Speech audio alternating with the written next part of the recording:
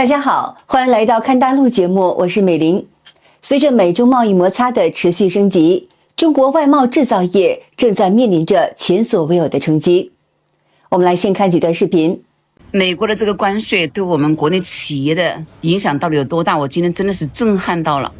我来顺德找我闺蜜买沙发，结果呢，她几万平米的工厂，只有2-3个仓管在这里。我问她什么情况，她说早就已经关门了，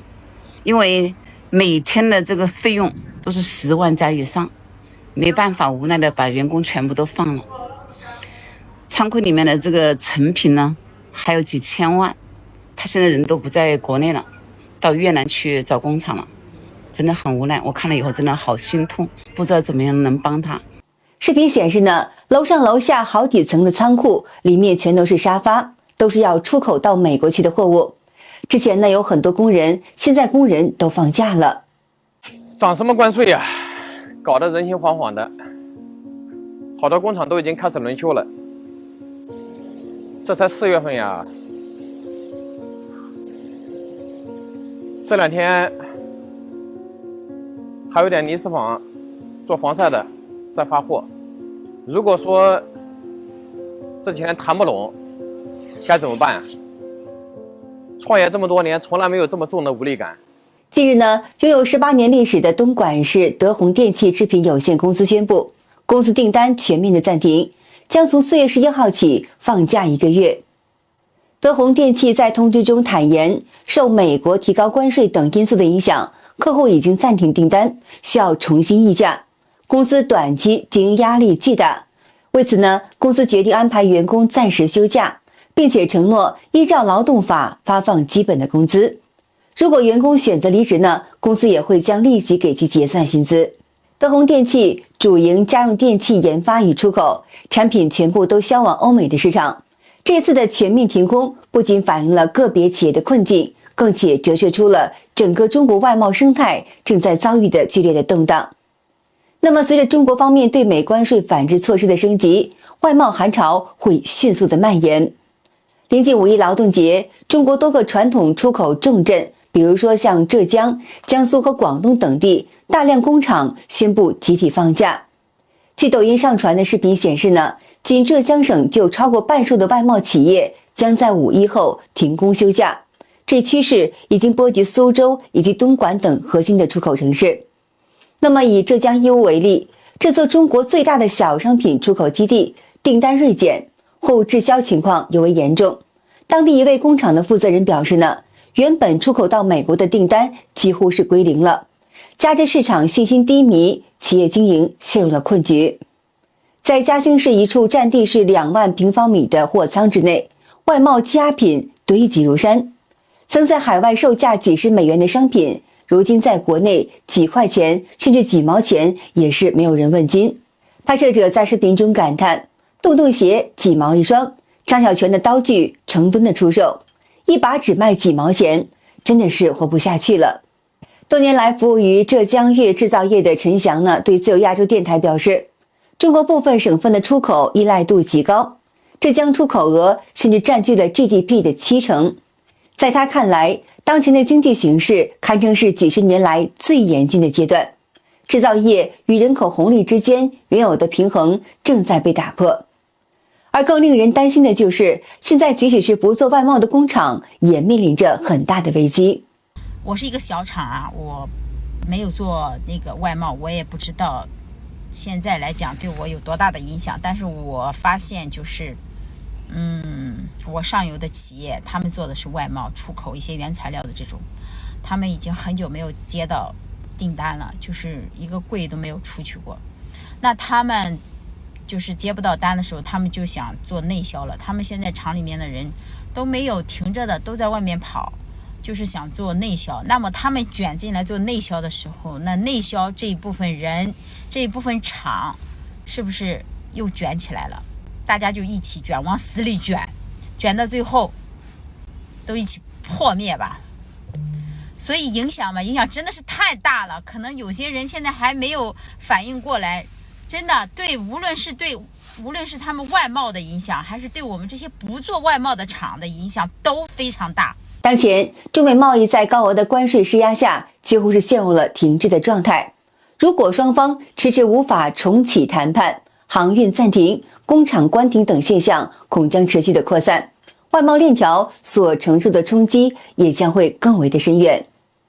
最新消息指出，由于美国总统川普推行的新一轮关税政策，使海关手续显得非常的复杂化。国际快递巨头 DHL Express 宣布，暂时终止所有国家分公司向美国消费者递送价值超过800美元的货物，直到另行通知。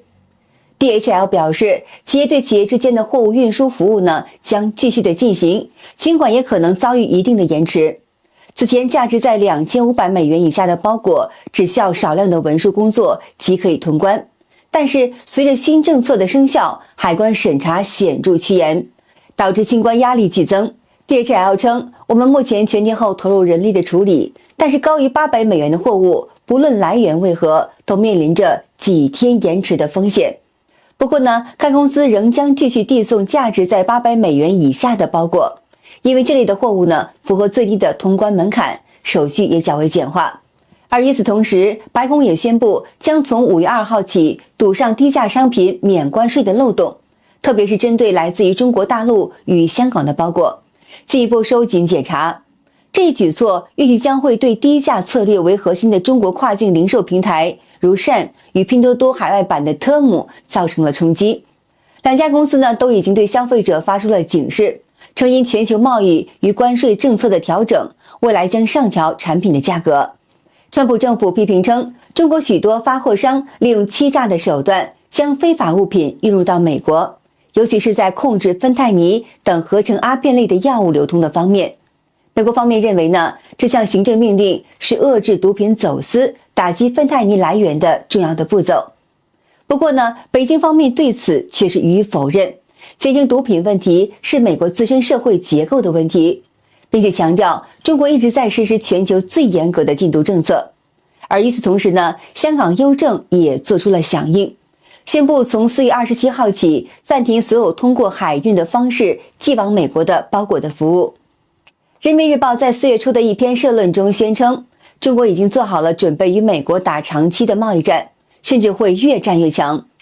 文章强调，中国作为一个超大规模的经济体，有足够的承压能力来应对美方的关税霸凌，并且喊出了天塌不下来的口号，号召全民将压力转化为动力。然而与此种官媒定调形成鲜明对比的是，一篇不久即将被删除的网络文章则直接反驳说，当前企业在外部加税、内部加压的双重挤压之下，生存状态如同在高压锅里煎炸。文章指出，中国目前真正的难题并非是外部的冲击的本身，而是内部产业空心化、青年失业率高企以及消费者信心崩塌的结构性的危机。微信公众号新兴青年 blog 作者邢子库写道，消费者不敢消费，存款创了新高，年轻人找不到工作，35岁就成职场的退休线。他批评官方所谓的宏大优势无法解决身边小企业倒闭与百姓焦虑的现实的问题。这篇文章也被迅速的删除，连该公众号也遭到了封禁，显示中共对不同的声音高度的警惕。那从美中关税的实际进展来看双方已经互征高额的关税。美国对中国商品征收 145% 的最低关税，中方则对美国的商品征收 125% 的关税。经济学人直言，美国的新关税相当于对中国外贸下了死刑的宣告。中国大量出口产品，比如像电子产品与服装，都无法再顺利地进入美国的市场，只能转向别的国家。但这些市场无法比拟美国的购买力，甚至为了保护本国的产业，也可能对中国商品加征反倾销税。经济学者克里斯托弗·贝多尔分析道，中国当前本就处于数十年来的最疲弱的经济的阶段，贸易战让原本已经清零的政策、房地产泡沫破裂而深陷通缩的局势雪上加霜。尤其是房地产曾经是中国经济的支柱产业，如今却是大幅下滑，抹去大量家庭的资产，加剧消费者信心的崩溃。花旗银行的穆罕默德·阿帕巴伊曾经预测，中方不会选择接受高关税，而会选择加码对抗。如今情势发展印证了这一点。他指出，北京如果仍以出口美国为目标，最理性的做法就是妥协，但这显然不符合中共一贯的政治的逻辑。针对目前的情况，现在不少企业选择将产品转回国内市场销售，表面看似一条出路，实则是问题重重。那么有分析指出呢，首先呢，这些出口产品的定价原本是为国际市场设计的，他们在国外可以卖得很好，价格可以是国内成本的2到3倍，消费者照样买单。但是同样的产品一旦回流到国内，就完全不具备价格的优势了。国内消费者的接受能力显然与国外不同，虽然这些产品质量往往不错，符合欧美的高标准，理论上呢会吸引一些消费者，但是高昂的价格注定会让他们在市场上失去竞争力。其次呢，这类产品本身就是为满足国外市场需求而设计的，比如呢，别墅用的泳池设备、智能的清洁系统、庭院设施等，在国外很常见，但是呢，在国内很多人根本就用不上。就算是价格合理，消费者也未必会买账。这种消费认知上的差距呢，注定了出口转内销在国内只能是一种小众的选择，难以形成规模的销量。再来呢，从宏观层面来看，当前国内市场本就产能过剩，供大于求，如果再加入大量原本面向海外的外贸商品，必然会加剧市场的竞争，形成新一轮的内卷。届时呢，不仅外贸企业卖不出去，内贸企业也将受到冲击，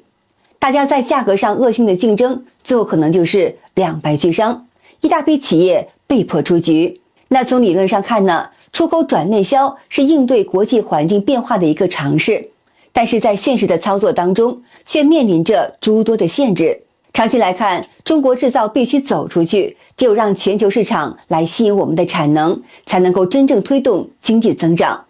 而如果对外出口的通道被堵死，在国内反而会陷入资源过剩和产业内耗的死循环。好的，今天节目就到这儿了。如果你喜欢我们的节目，请您记得点赞、订阅、留言，告诉我们你的看法。我是美玲，我们下期再见。